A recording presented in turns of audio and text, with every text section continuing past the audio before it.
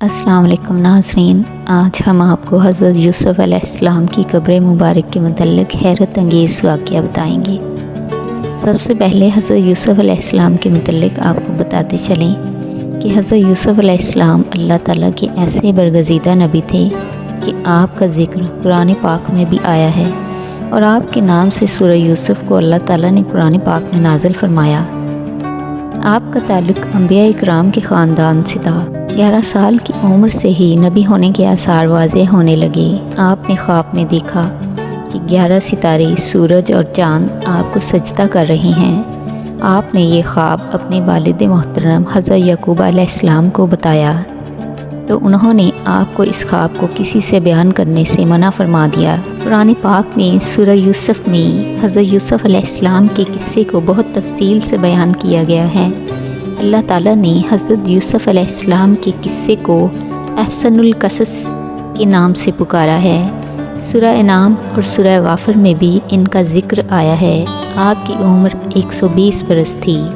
شجرہ نسب کے حوالے سے آپ حضرت ابراہیم علیہ السلام کے پڑپوتے تھے اور حضرت یعقوب علیہ السلام کے بیٹے۔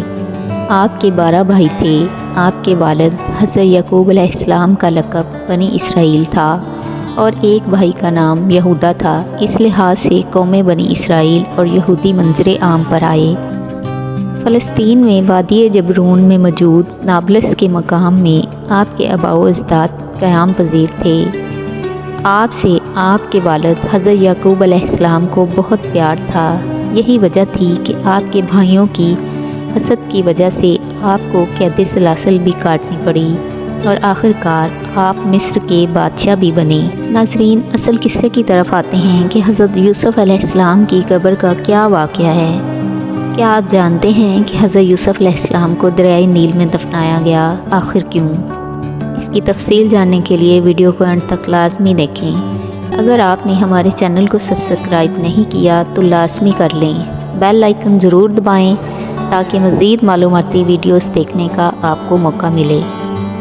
جب حضرت یوسف علیہ السلام مصر کے بادشاہ بنے تو آپ کا سارا خاندان آپ کے ساتھ یہیں آباد ہو گیا، اور جب 120 سال کی عمر میں آپ کا انتقال ہوا تو مصر کی رعایا میں سے ہر کوئی یہ چاہتا تھا کہ آپ کو ان کے شہر یا محلے میں دفنایا جائے، لیکن مصر کی عوام کے درمیان احتراماً یہ فیصلہ طے پایا کہ دریائے نیل کا پانی تمام مصر کی عوام استعمال کرتے ہیں، تو کیوں نہ آپ کو دریائے نیل میں دفنایا جائے تاکہ عوام آپ کے جسد خاکی کی فیوز و برکات حاصل کرتے رہیں۔ تو اس طرح آپ کو سنگ مرمر کے تابوت میں دریائے نیل کے ایک مقام پر دفن کر دیا گیا۔ حضرت یوسف علیہ السلام نے اپنی قوم کو وصیت فرمائی تھی کہ جب وہ اللہ تعالیٰ کے حکم سے مصر سے فلسطین ہجرت کریں گے تو میرا تابوت بھی مصر سے فلسطین لے جا کر میرے آباء و اجداد کے ساتھ دفن کریں گے۔ آپ نے اپنی قوم کے بڑے لوگوں سے باقاعدہ اس کا وعدہ بھی لیا تھا۔ وقت گزرتا گیا اور مصر میں کئی بادشاہ بدلتے رہے۔ آخر یوسف علیہ السلام کی وفات کے 400 سال بعد حضرت موسیٰ علیہ السلام کا دور آیا تو ایک ایسا فرعون آیا جس نے خدائی دعوے کے ساتھ بنی اسرائیل قوم پر ظلم و بربریت کے پہاڑ توڑ دیے۔ حضرت موسیٰ علیہ السلام نے اللہ کے حکم سے بنی اسرائیل قوم کو ایسے فرعون سے نجات دلائی اور وہ سمندر میں اپنی فوج سمیت ڈوب کر مر گیا۔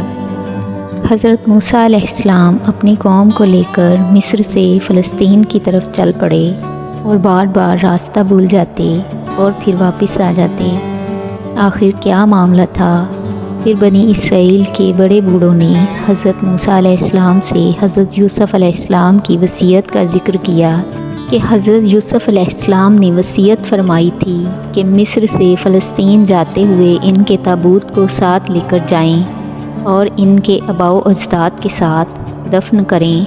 چونکہ حضرت یوسف علیہ السلام کے آباء و اجداد وہیں جبرون کی وادی کے ایک مقام نابلس میں دفن تھے، یہی وجہ تھی کہ حضرت موسیٰ اور ان کی قوم کو راستے کا تعین نہیں ہو پا رہا تھا۔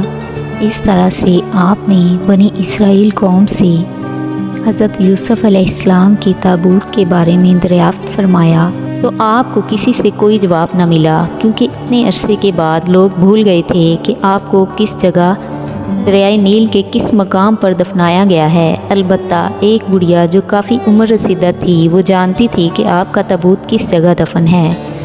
جب حضرت موسیٰ علیہ السلام نے اس بڑھیا سے پوچھا کہ وہ بتائے کہ تابوت کہاں دفن ہے، تو اس بڑھیا نے جواب دیا کہ میری ایک شرط ہے، اگر آپ اسے پورا کرتے ہیں تو میں بتا دوں گی کہ حضرت یوسف علیہ السلام کا تابوت نیل کے کس مقام پر دفن ہے۔ جب آپ نے بڑھیا سے اس کی شرط کو پوچھا تو اس نے یہ بیان کیا کہ وہ جنت میں آپ کا پڑوس چاہتی ہے، تو حضرت موسیٰ کو اللہ کے حکم سے اس کی بات ماننی پڑی۔ جب اس بڑھیا کے کہنے پر دریائے نیل کے ایک مقام سے پانی ہٹا کر جگہ کو کھودا گیا تو حضرت یوسف علیہ السلام کا تابوت برآمد ہو گیا۔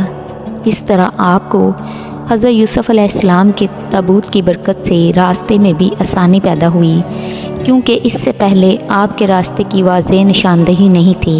اس طرح سے حضرت موسیٰ علیہ السلام آپ کے تابوت مبارک کو فلسطین نابلس کے مقام پر لے آئے اور حضرت اسحاق اور حضرت یعقوب کے برابر لا کر دفن کر دیا۔ حیرت انگیز بات تو یہ ہے کہ اللہ تعالیٰ نے اتنے سال اپنے نبی برگزیدہ کی قبر مبارک کو پوشیدہ رکھا تاکہ ان کو کوئی نقصان نہ پہنچا سکے، اور سنگ مرمر کا تابوت بالکل حفاظت میں رہا۔ یہ سب معجزات صرف اور صرف اللہ تعالیٰ کے برگزیدہ نبیوں کے ہیں۔ اللہ تعالیٰ ہمیں بھی ان کی پیروی کرنے اور نیک راستے پر چلنے کی ہدایت نصیب فرمائے۔ آمین یا رب العالمین۔